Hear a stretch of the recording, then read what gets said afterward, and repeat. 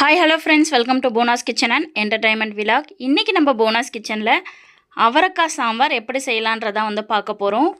கமகமக்கும் சாம்பார் வாங்க எப்படி செய்யலான்றதை பார்க்கலாம். ஸ்டவ் ஆன் பண்ணி கடாயை வச்சுக்கோங்க. கடாய் சூடானதும் ஒரு 3 டேபிள் ஸ்பூன் அளவுக்கு எண்ணெய் சேர்த்துக்கலாம். எண்ணெய் சூடானதும் கொஞ்சமாக கடுகு, கொஞ்சம் சோம்பு, கொஞ்சம் ஜீரகம் போட்டு தாளிச்சிக்கலாம். எல்லாம் பொரிஞ்சதும் ஒரு 2 வெங்காயம் பெருசாகவே கட் பண்ணி போடுங்க. சின்ன சின்னதெல்லாம் வேண்டாம். வெங்காயம் நல்லா வதங்கி வரணும். தாளிக்கிறதுக்கு கொஞ்சமாக கருவேப்பிலை போடுங்க, நல்லா வாசனையாக இருக்கும். இதை நல்லா ப்ரௌனிஷாக வதக்கி விடுங்க. வெங்காயம் நல்லா வதங்கிடுச்சு. இப்போ 2 தக்காளி மட்டும் கட் பண்ணி சேர்த்துக்கலாம். வெங்காயம் தக்காளி சீக்கிரமாக வதங்கிறதுக்கு கொஞ்சமாக உப்பு, கொஞ்சம் மஞ்சள் தூள் சேர்த்துக்கலாம். ஏன்னா அப்போ சீக்கிரமாக வதங்கிறதுக்கு ஹெல்ப்ஃபுல்லாக இருக்கும்.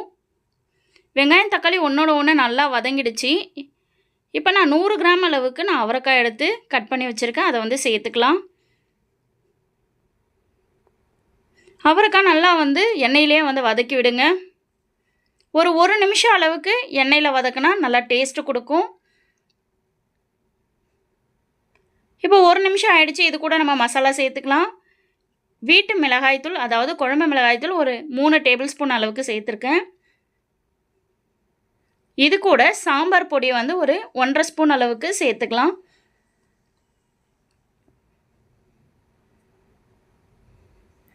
குழம்புக்கு தேவையான அளவுக்கு உப்பு சேர்த்துக்கலாம். கல்லுப்பாக இருந்தாலும் சால்ட்டாக இருந்தாலும் சேர்த்துக்கலாம்.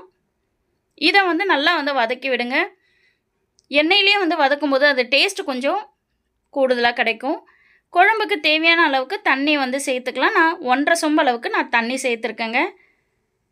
இது 4 பேரோட மெஷர்மெண்ட்டு தான் இது. இது நல்லா கொதித்து வரட்டும். ஒரு கொதி வந்ததும் பருப்பு தனியாக வேக வச்சுருக்கேன். ஒரு 100 கிராம் அளவுக்கு அதை நான் நல்லா மசிச்சு வச்சுருக்கேன். இதை சேர்த்துக்கலாம். பருப்பு மசிச்சு வச்ச பாத்திரத்தில் கொஞ்சமாக தண்ணி ஊற்றி அதையும் சேர்த்துக்கலாம். ஒரு 10 நிமிஷம் நல்லா கொதிக்கட்டும். இந்த கேப்பில் ஒரு சின்ன எலுமிச்சை சைஸ் அளவுக்கு புளி ஊற வச்சுக்கோங்க. இப்போ ஒரு 10 நிமிஷம் ஆயிடுச்சு. நம்ம புளி சேர்த்துக்கலாம்.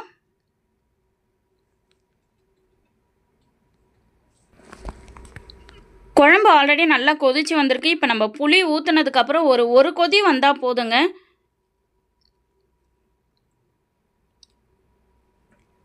இப்போ பாருங்கள், நல்லா ஒரு கொதி அளவுக்கு வந்திருக்கு. அதாவது 1 நிமிஷம் அளவுக்கு கொதிச்சா போதும். இப்போ நம்ம கொத்தமல்லி தழையை தூவி ஸ்டவ் ஆஃப் பண்ணிடலாம். கமகமக்கும் சாம்பார், அவரைக்காய் சாம்பார் யார் யாருக்கு பிடிக்குன்றதை கமெண்டில் சொல்லுங்கள்.